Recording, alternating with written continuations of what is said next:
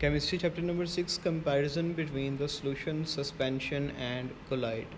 अच्छा बेटा, solution suspension और कोलाइड में एक कॉमन सा डिफरेंस जो है वो मैं आपको बता देता हूँ, फिर आपको अच्छे से समझ लग जाएगी कि क्या इन तीनों में डिफरेंस होता है। बेटा हम लोग जानते हैं कि सॉल्यूशन सस्पेंशन और कोलाइड ये दो चीज़ों से मिलकर बनते हैं। First one is a solute and second one are the solvent. ठीक है, second one is a solvent. Solute और सॉल्वेंट के मिलने से ही सॉल्यूशन बनता है, सॉल्यूट और सॉल्वेंट के मिलने से सस्पेंशन बनती है, और सॉल्यूट और सॉल्वेंट के मिलने से ही कोलाइड बनता है। लेकिन इन तीनों में डिफरेंस ही होता है बेटा कि सॉल्यूशन जब बनता है तो उसमें सॉल्यूट और सॉल्वेंट के जो पार्टिकल्स हैं वो आपस में मुकम्मल तौर पे होमोजीनियसली मिक्स हो जाते हैं, और उनमें हम लोग जो है वो ना सॉल्यूट के पार्टिकल्स को देख सकते हैं ना सॉल्वेंट के पार्टिकल्स को देख सकते हैं। मतलब उसके कंपोनेंट्स हैं वो हमें नज़र ही नहीं आते।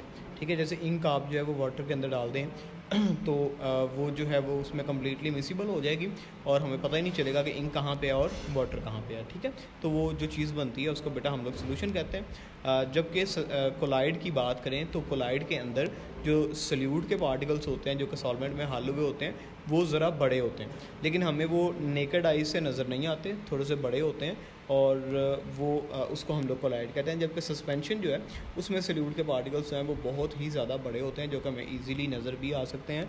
मतलब कि अगर आप लोग मिट्टी जो है वो पानी में डाल के अच्छी तरह से उसको हिलाएं तो वो पानी और मिट्टी के दरमियान जो एक क्या नाम है वो एक मिक्सचर सा बन जाएगा बेटा, उसको हम लोग सस्पेंशन का नाम देंगे। ठीक है, हमारे जो सिरप्स भी होते हैं जिनके ऊपर लिखा होता है कि शेक वेल बिफोर यूज़, वो भी बेटा सस्पेंशंस होते हैं जिसके अंदर मेडिसिन जो है वो हमने मुख्तलिफ सॉल्वेंट्स के अंदर डिज़ोल्व करवाई होती है और उसको शेक करना पड़ता है जी यूज़ करने से पहले। तो अब यहाँ पे इसको पढ़ के भी देख लेते हैं कि सॉल्यूशन कोलाइड और सस्पेंशन में क्या लिखा है। Solutions are the homogeneous mixtures of two or more than two components. Each component is mixed in such a way that their individual identity is not visible. ठीक है, हमें पता ही नहीं चलता बेटा उसमें पार्टिकल्स हैं वो कौन कौन से पाए जा रहे हैं। The simplest example is that of a drop of the ink mixed in the water.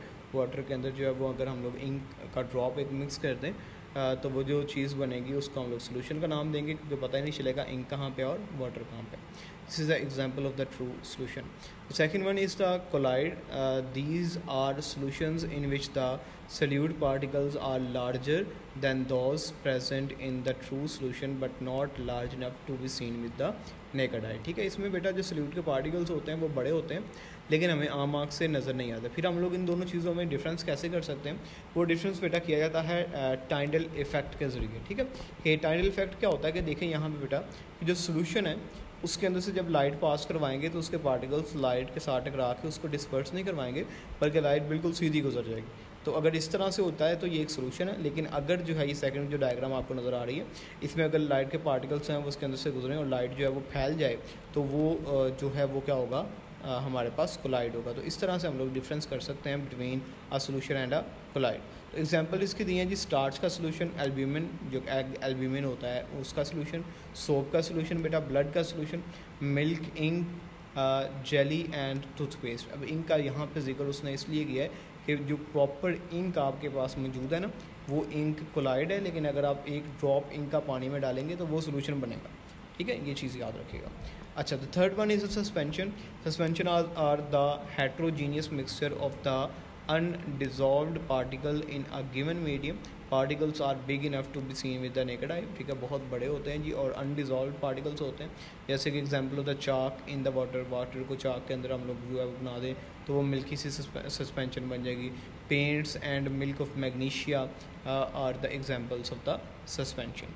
तो ये अब इन तीनों में डिफरेंस है वो आप लोग ये जो लिखा हुआ है इसको अच्छी तरह से याद रखिएगा लॉन्ग क्वेश्चन की फॉर्म में। अब इन तीनों में और जो डिफरेंस है वो इंशाल्लाह फिर हम लोग कल डिस्कस करेंगे।